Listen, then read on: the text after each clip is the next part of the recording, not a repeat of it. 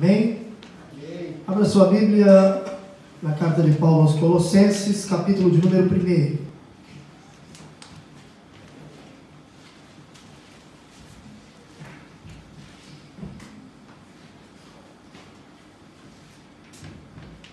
Carta do apóstolo Paulo aos Colossenses, capítulo 1, e nós vamos ler do versículo 1 ao versículo de número 12. Nos diz assim: Paulo, apóstolo de Jesus Cristo, pela vontade de Deus, e o irmão Timóteo, aos santos e irmãos fiéis em Cristo, que estão em Colossos, graça a vós e paz, da parte de Deus nosso Pai, e da do Senhor Jesus Cristo. Graças damos a Deus, Pai de nosso Senhor Jesus Cristo, orando sempre por vós, porquanto ouvimos da vossa fé em Cristo Jesus, e do amor que tendes para com todos os santos, por causa da esperança que vos está reservada nos céus, da qual já antes ouvistes pela palavra da verdade do Evangelho, que já chegou a vós, como também está em todo o mundo, e já vai frutificando, como também entre vós, desde o dia em que ouvistes e conhecestes a graça de Deus em verdade, como aprendestes de Epáfras, nosso amado conservo, que para vós é um fiel ministro de Cristo, o qual nos declarou também o vosso amor no Espírito. Por esta razão, nós também, desde o dia em que o ouvimos, não cessamos de orar por vós e de pedir que sejais cheios do conhecimento da sua vontade, em toda a sabedoria e inteligência, para que possais andar dignamente diante do Senhor, agradando-lhe em tudo, frutificando em toda boa obra e crescendo no conhecimento de Deus, corroborados em toda a fortaleza, segundo a força da sua glória, em toda a paciência e longanimidade com gozo, dando graças ao Pai, que nos fez idôneos para participar da herança dos santos na luz. Bem, podem sentar?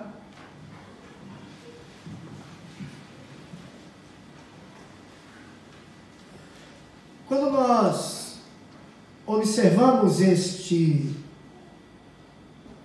versículos deste capítulo 1, nós vemos na saudação de Paulo o apóstolo nos mostrar um perfil bem definido e significativo dos crentes de Colosso. E nós vamos falar sobre isso nesta noite, o perfil dos cristãos colossenses. O perfil dos cristãos colossenses.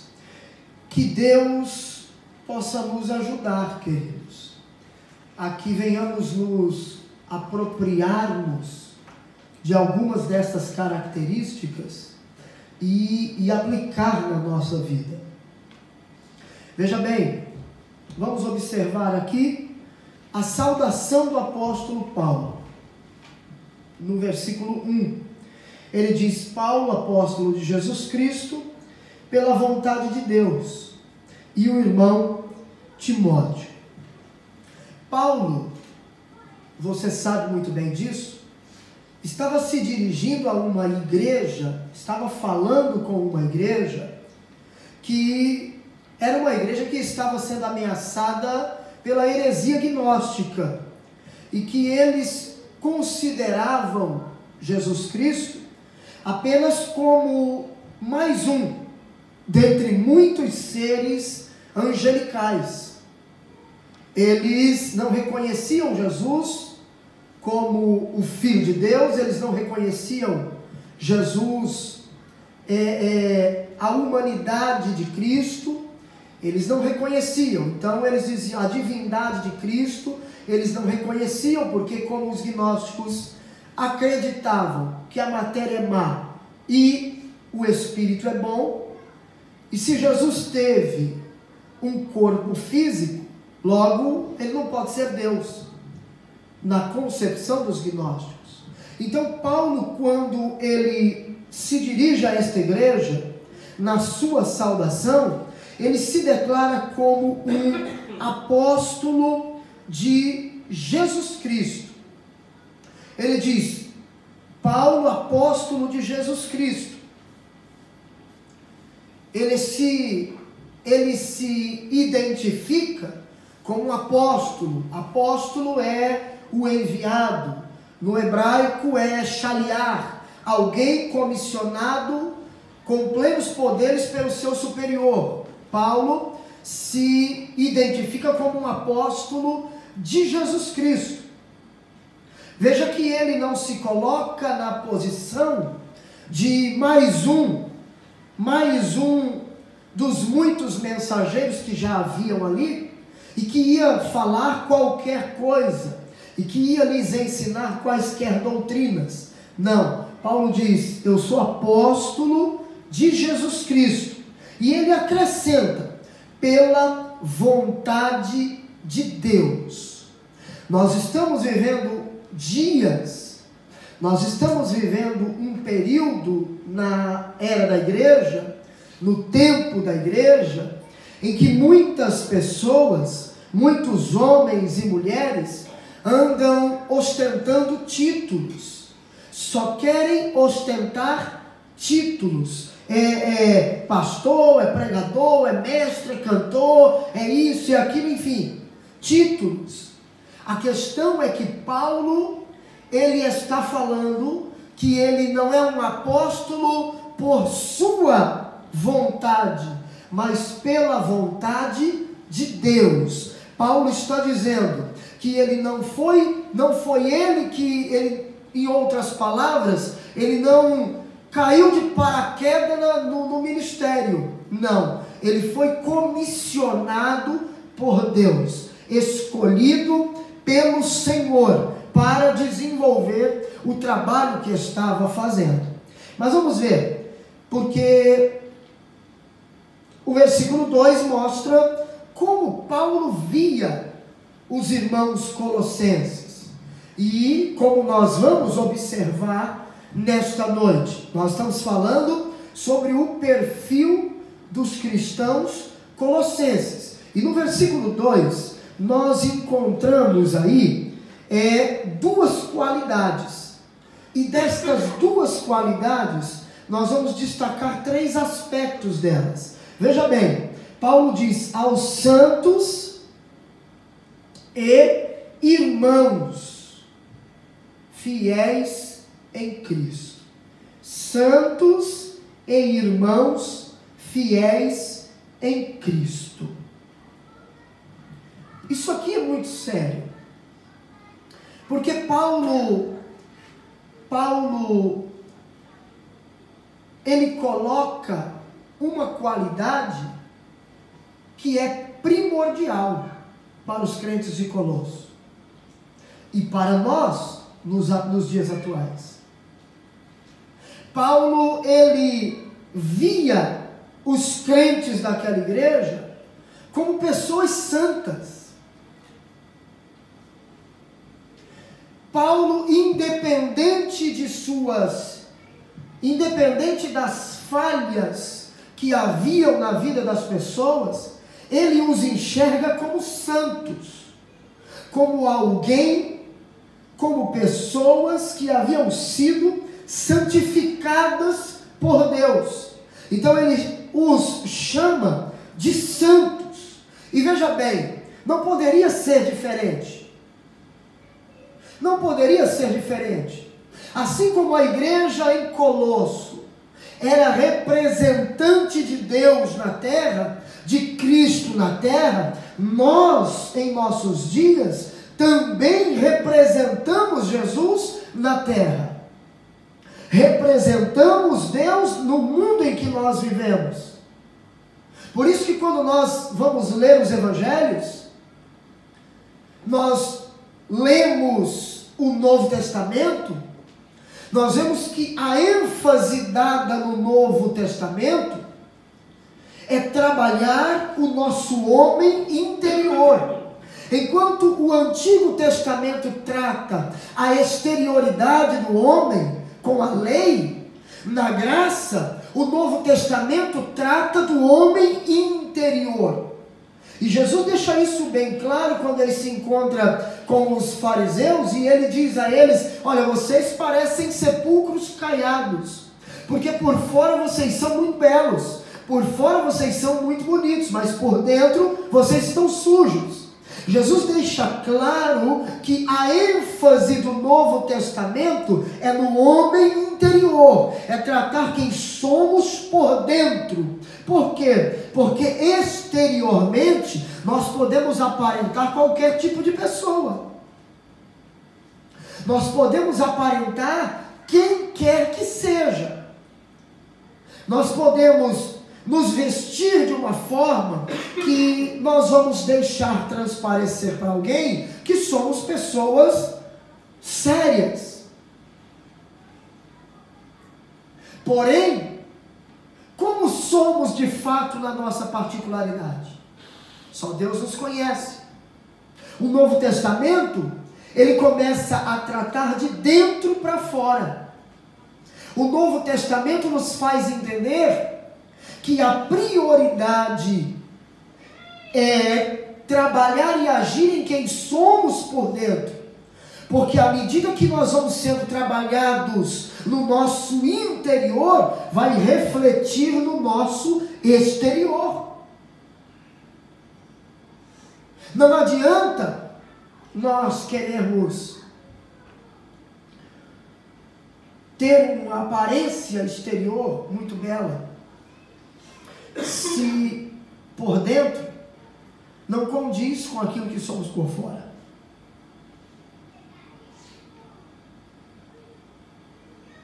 Quando nós lemos o Novo Testamento, nós observamos que a prioridade é trabalhar no nosso interior. Aí, Paulo os chama de santos. E quando nós vamos olhar o verdadeiro sentido da palavra igreja, vem do grego eclésia, que quer dizer tirados para fora, traz-nos a ideia de que nós fomos tirados para fora do mundo, do sistema mundano, e agora nós vivemos segundo os princípios de Deus, segundo os princípios estabelecidos na palavra de Deus. Logo, Paulo nos chama de santos. Logo, Paulo chama os crentes de Colosso de santo. E nós precisamos entender isso, que Deus nos chamou para a salvação, Deus nos chamou para sermos separados do mundo, Deus nos chamou para vivermos de forma distinta do que o mundo vive. Então, nós que somos cristãos, precisamos ser santos. Ou o cristão é santo ou não é salvo. Ou ele busca viver uma vida de santidade, ou ele não é salvo. Se é salvo, tem que ser santo. Vejam o que o apóstolo Pedro escreve. Primeira epístola de Pedro, capítulo 1.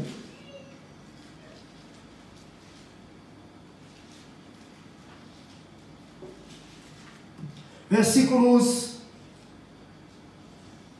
15 e 16, vai nos dizer assim: mas como é santo aquele que vos chamou, sede vós também santos em toda a vossa maneira de viver, porquanto escrito está: sede santos, porque eu sou santo. O que se espera de um povo que representa Deus na terra? Que seja santo, como aquele que o chamou é santo.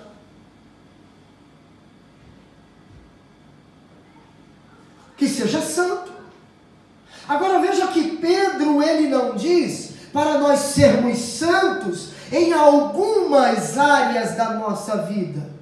Não, mas o versículo 15 vai dizer: mas como é santo aquele que vos chamou, sede vós também santos em toda a vossa maneira de viver. A santidade precisa ser o padrão para a minha vida, para a sua vida, para a vida da igreja. Não existe outro padrão. Deus não estabeleceu um meio termo. Você pode ser meio santo, não existe. Ou você é santo, ou você é profano. Ou você é salvo, ou você não é salvo. Não existe meio salvo. Não existe meio perdido. Eu acho interessante, às vezes você encontra as pessoas na rua, e a pessoa diz assim, você pergunta: e aí, você está na igreja? Eu tô meio afastado. Não, está totalmente. Não existe esse negócio de meio afastado, meio desviado, meio distante. Não. Ou está firme, ou não está firme. Ou é salvo, ou não é salvo. Ou está indo para o céu, ou não está indo para o céu. Ou está com Cristo, ou não está com Cristo. Não existe o meio termo. E Pedro diz: sede vós também santos em toda a vossa maneira de viver. Agora veja segundo ponto a ser observado neste versículo 2. Vamos voltar lá para Colossenses.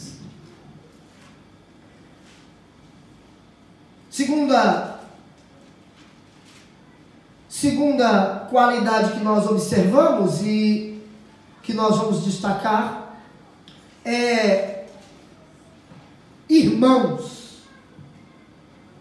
Paulo os chama de irmãos. E na família de Deus,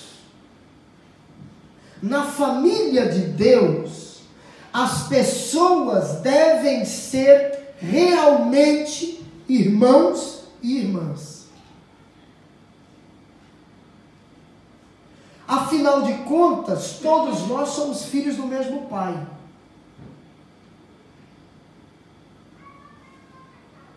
Somos filhos do mesmo Pai. Nós precisamos entender isso, porque a nossa vivência, ela precisa ser baseada no que diz o Salmo 133. Ó, quão bom e quão suave é que os irmãos vivem em união.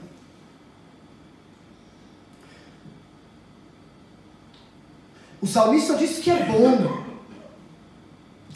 Agora, união,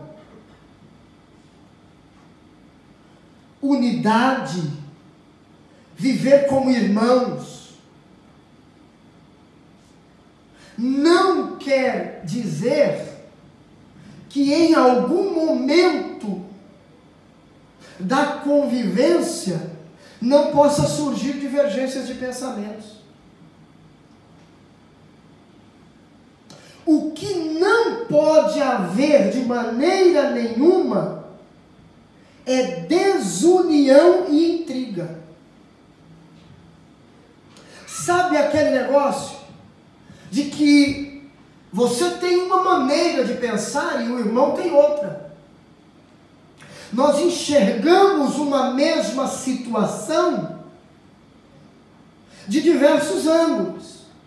Se nós, por exemplo, apresentarmos à igreja um problema para ser resolvido, e nós aqui fizermos uma assembleia para resolver um determinado problema, ao externarmos o problema, você vai perceber que cada um vai ter uma ideia diferente para resolver aquele problema. Você não é obrigado a pensar da mesma maneira que eu para resolver determinado problema. E eu não sou obrigado a pensar exatamente igual a você para resolver determinado problema. E é isso que nós precisamos entender, que a ideia do irmão, com a ideia da irmã, com a minha ideia, nós podemos absorver o que é de bom na ideia de um, do outro e do outro, e chegarmos a uma resolução do problema. Eu não posso querer que você pense como eu.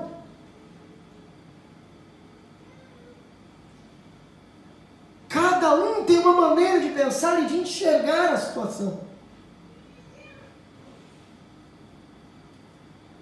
De chegarmos a um denominador comum. Agora, o que não pode é nós. Bom, o irmão não concorda comigo, quero nem vê-lo. Eu não quero nem saber de sentar junto dele. Porque aí a pergunta é, para que céu que está indo? Não vai ter um céu para o A e um céu para o B. Quando se fala de igreja, existe a igreja como organização e a igreja como organismo. A igreja como organização é a igreja visível, é a que nós estamos vendo. E aí, como organização, existem as N denominações, mas a igreja como organismo é um corpo.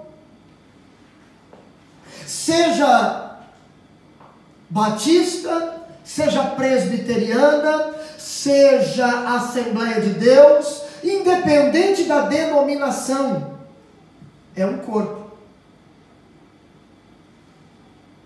A igreja que será arrebatada não é a igreja como organização, mas a igreja como organismo. A igreja que vai ser arrebatada é a igreja, a universal Assembleia dos Santos. A igreja que vai ser arrebatada é a união dos crentes que lavaram as suas vestiduras no sangue do Cordeiro. Não é o membro da denominação A ou membro da denominação B, como alguém pensa, só vai o crente, só vai para o céu, só vai ser salvo os crentes da nossa denominação. Isso é exclusivismo e é uma doutrina antibíblica. Nós precisamos parar com a ideia de achar que a nossa denominação é a melhor do mundo, é a melhor igreja que existe.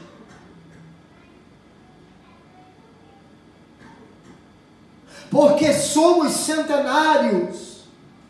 Qual o problema?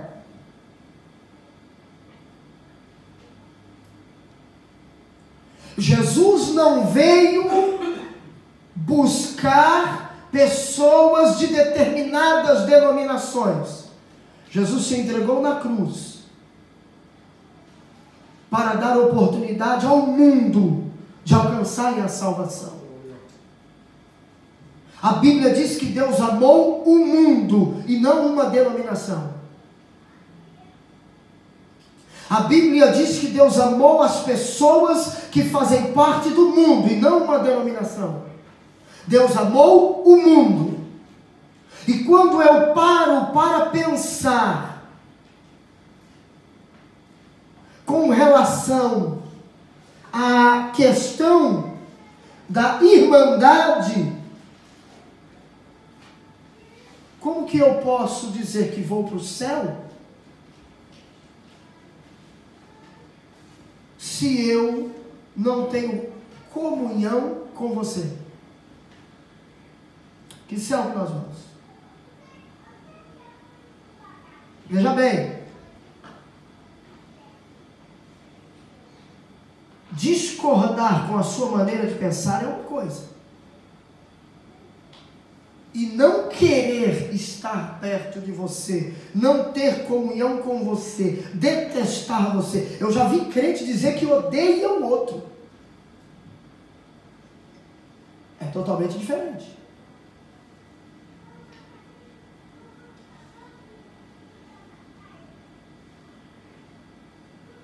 Quando nós dizemos que odiamos o irmão,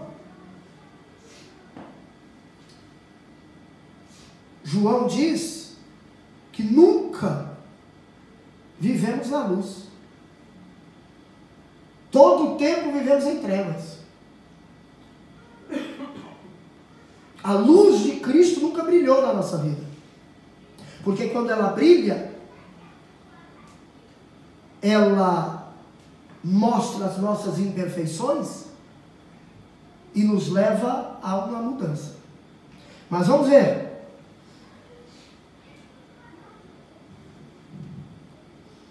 Efésios.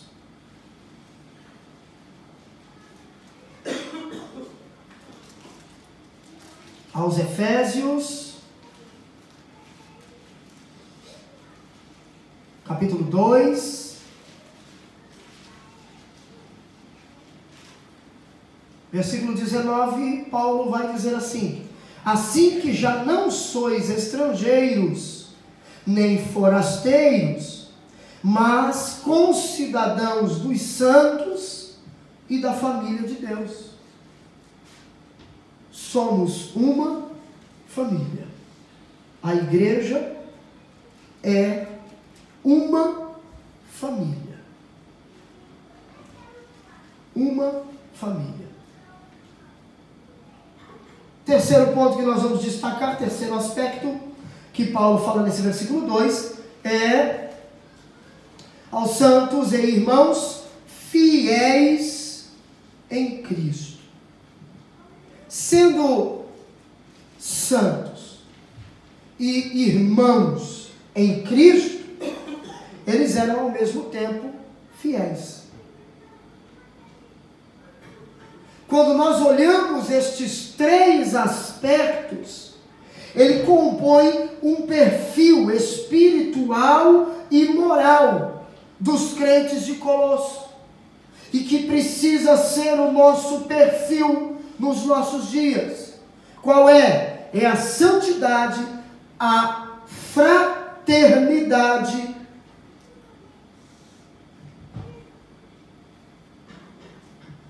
e a fidelidade. Santidade, fraternidade e fidelidade. Sem essas características, irmãos, não há cristianismo. Sem essas características, não há igreja, não há povo de Deus. Nós vamos perder tempo. Se nós não buscarmos isso em Deus, será perca de tempo o período que passarmos na igreja. Precisa haver mudança na nossa vida. Segundo ponto que nós vamos analisar neste capítulo 1 é agora a partir do versículo 3, que nós vamos falar aí sobre ação de graças. Paulo agradece a Deus pelos crentes de Colosso. Ele vai dizer aí a partir do versículo 3. E no versículo 3 nós encontramos Paulo orando por eles. Olha o versículo 3. Graças damos a Deus, Pai de nosso Senhor Jesus Cristo, orando sempre por vós. Paulo deixa os crentes de Colosso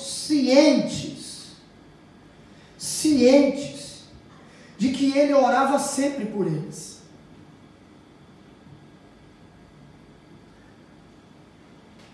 Uma coisa que infelizmente a igreja de hoje, ela perdeu. Ela perdeu.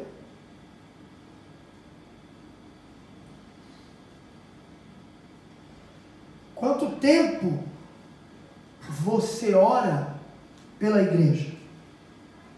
Pelos irmãos da igreja?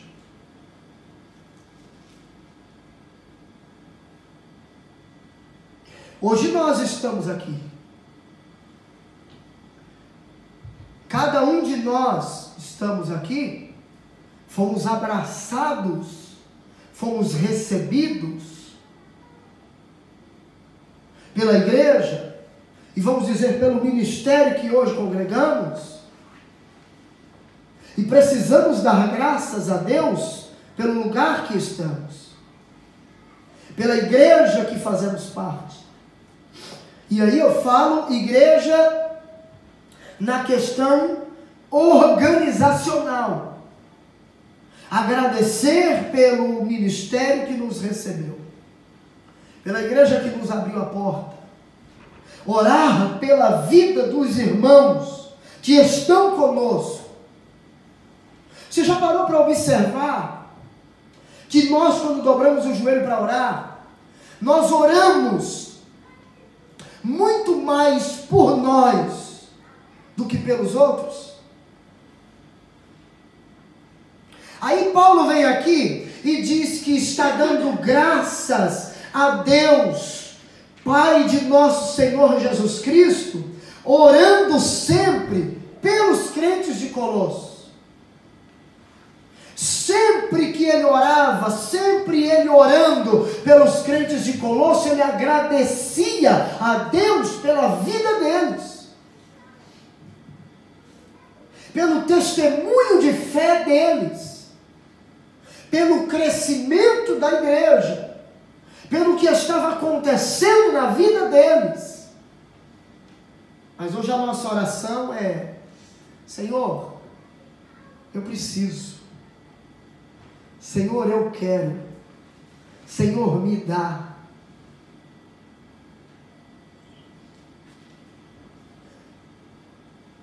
E muitas vezes nós esquecemos de dizer: Senhor, ajuda o meu irmão. Senhor, fortalece a vida do meu irmão. Senhor, olha aquele que não está firmado, ajude ele.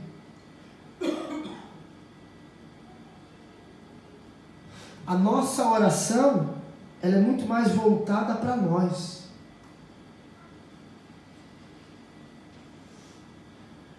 Uma outra coisa que nós destacamos aqui é exatamente a vida de oração de Paulo. E hoje, quando falamos de oração para a igreja dos nossos dias, é quase que um insulto. Você falar de crente orar hoje é quase que um insulto aos crentes de hoje. Porque nós queremos que se fale de poder. Nós queremos que se fale de milagre. Mas quando a mensagem é nos exortando a vivermos uma vida de oração, é um insulto para nós hoje. Dói nos ouvidos. Nós não queremos ouvir. Por quê? Porque nós sabemos que a nossa vida de oração é pobre. Nós sabemos que a nossa vida de oração hoje é medíocre. Nós passamos, os crentes de hoje passam mais horas na internet do que falando com Deus de joelho.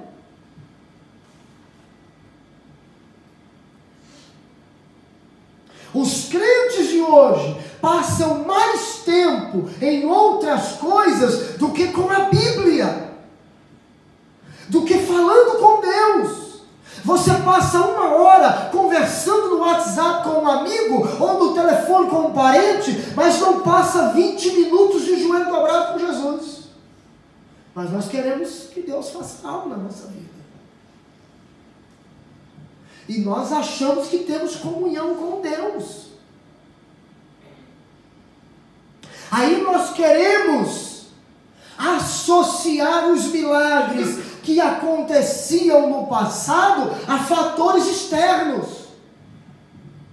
a questões que não têm fundamentação bíblica. Aí, para quê? Para acobertar a nossa falta de oração, hoje cria-se inúmeras metodologias dentro da igreja para o povo ir buscar bênção. Cria-se inúmeras estratégias para chamar a atenção de Deus, para ver se Deus nos abençoa. Mas o texto que nós estamos pensando nesta noite mostra que o sucesso de um crente está extremamente ligado à sua vida de oração. Se nós não orarmos, nós vamos morrer. Se nós não orarmos, não tem vitória. Se nós não orarmos, não adianta querer fazer campanha disso ou daquilo. Deus não vai mudar a nossa história. Não adianta correr daqui para acolá. Deus não vai fazer. Se eu não tiver uma vida de oração, não viver uma vida de oração e comunhão com Ele, como é que Deus vai fazer? Então nós estamos muitas vezes agindo como muitas pessoas que não querem ter compromisso com Deus, mas querem a bênção de Deus. Querem a bênção, mas não querem o Deus da bênção. Procuram a igreja quando estão em situação difícil. E então, quando alcançam a vitória, deixa Jesus para depois. Quando alcançam a vitória, Jesus torna-se secundário. A prioridade é outra coisa. Mas Paulo está falando que ele orava sempre. E quando ele orava, ele apresentava, agradecia a Deus pelos crentes de Colossos. Quando nós oramos, Deus se agrada de nós. Olha o que diz Provérbios.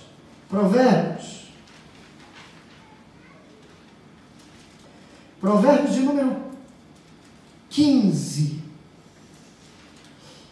Provérbios de número 15 e o verso de número 8. O sacrifício dos ímpios é abominável ao Senhor, mas a oração dos retos é o seu contentamento. O sacrifício dos ímpios é abominável ao Senhor, mas a oração dos retos é o seu contentamento. A origem, a nossa vida de oração, ela vem do Espírito Santo de Deus. Ele nos leva a vivermos uma vida de oração. Vamos ler Efésios, capítulo 6, e o versículo 18 vai nos dizer assim: orando em todo o tempo, com toda oração e súplica no Espírito, e vigiando nisso com toda perseverança e súplica por todos os santos. A oração, o Espírito Santo é a origem, Ele a origina. E o Senhor Jesus, Ele nos encoraja a vivermos uma vida de oração. E este texto é interessante. Olha só, Mateus capítulo 26, Evangelho segundo o relato de Mateus, versículo 26. capítulo 26, melhor dizendo, versículo 40 e 41. Jesus está no Getsêmani, e diz assim o texto: e voltando para os seus discípulos, achou-os adormecidos, e disse a Pedro: então, nem uma hora pudeste vigiar comigo? Vigiai e orai, para que não entreis em tentação. Na verdade, o espírito está pronto, mas a carne é fraca. Se você não orar, você morre. Se nós não orarmos, nós morremos. A grande razão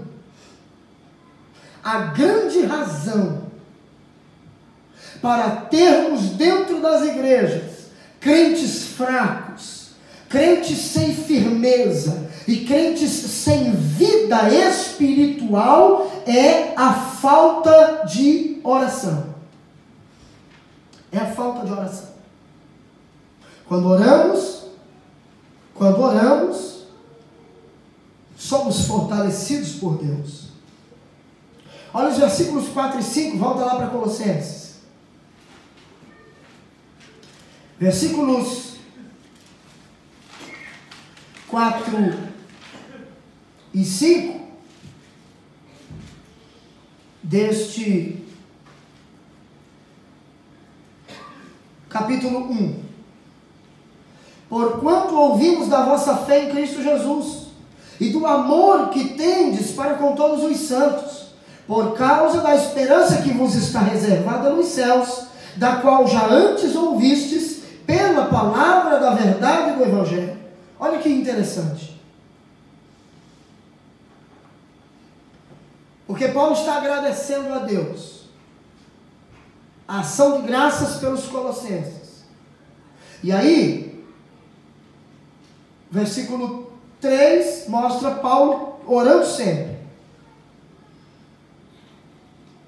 E no versículos 4 e 5, mostra-nos a fé, a esperança e o amor dos colossenses.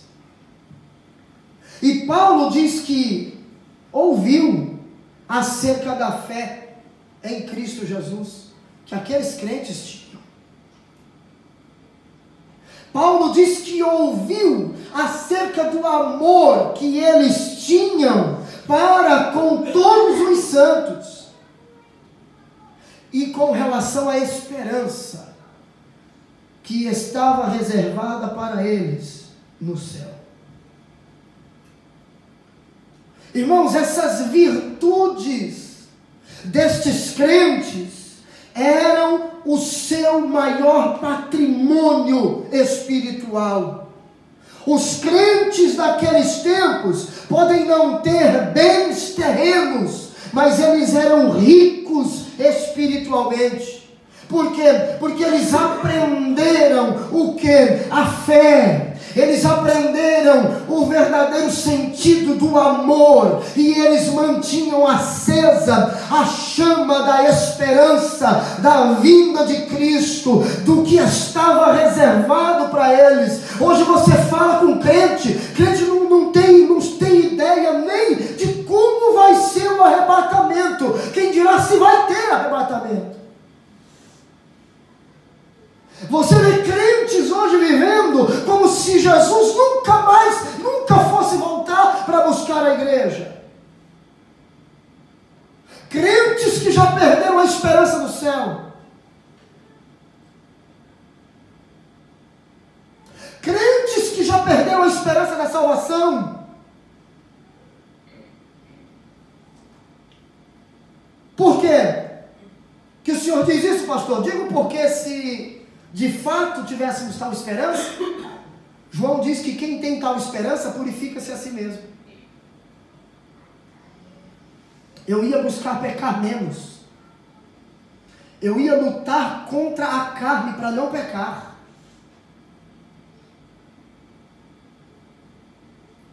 Porque se eu tenho aceso no meu coração a esperança da vinda de Cristo, a esperança do céu, e eu sei pelas Escrituras que eu preciso viver um padrão de santidade, eu preciso me purificar. Eu preciso me abster daquilo que desagrada a Deus. Eu preciso deixar aquilo que desagrada a Deus. Eu preciso buscar entender nas Escrituras qual é o padrão divino que agrada a Deus. A partir do momento que eu negligencio isso, eu estou negligenciando a maior bênção que Deus tem para a minha vida, que é a salvação. Você vê uma igreja hoje correndo atrás de bênção. Você vê uma igreja hoje correndo atrás de vitórias. Veja, se a nossa vida e a nossa mente, ela não está voltada para as coisas dessa terra. Porque eu digo hoje sem medo de errar, 90% dos crentes que anda correndo atrás de bênção e atrás de vitória, está atrás de bênçãos e de vitórias para a vida material e não para a vida espiritual.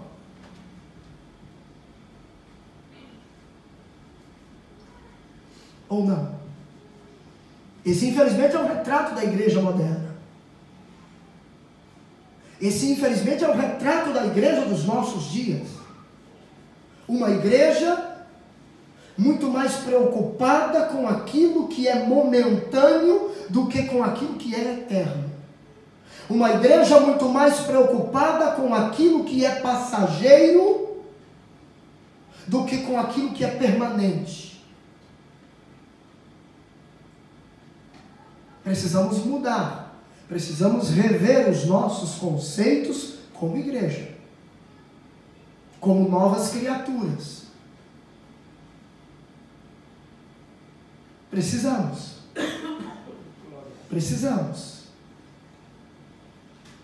Existe uma série de versículos, vamos ler aí, versículo 27 no capítulo 1 de Colossenses, aos quais Deus quis fazer conhecer quais são as riquezas da glória deste mistério, entre os gentios, que é Cristo em vós, esperança da glória. Não vai dar tempo ler, mas você pode anotar aí, Romanos capítulo 5, no versículo 1 ao versículo 5. Temos também primeira carta de Paulo aos Coríntios, capítulo 13, versículo 13. E temos Epístola Universal de Tiago, capítulo 2, e o versículo de número 5. Depois você entra no canal e assiste. E escreve a nota. Amém? Amém. Nós temos 2 pontos e nós vamos deixar para a próxima semana. Bem? O horário já não nos permite ir mais adiante. Temos 2 tópicos para concluir e nós vamos falar sobre ele na próxima semana, no nosso próximo culto de ensinamento, nosso próximo culto da palavra. Amém? Se coloque de pé, por gentileza.